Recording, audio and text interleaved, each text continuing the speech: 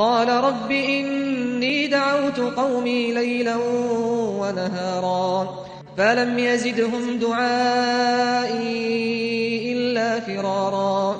جب لوگوں نے نہ مانا تو نوح نے خدا سے عرض کی کہ پروردگار میں اپنی قوم کو رات دن بلاتا رہا، لیکن میرے بلانے سے وہ اور زیادہ گریز کرتی رہی. وإني كلما دعوتهم لتغفر لهم جعلوا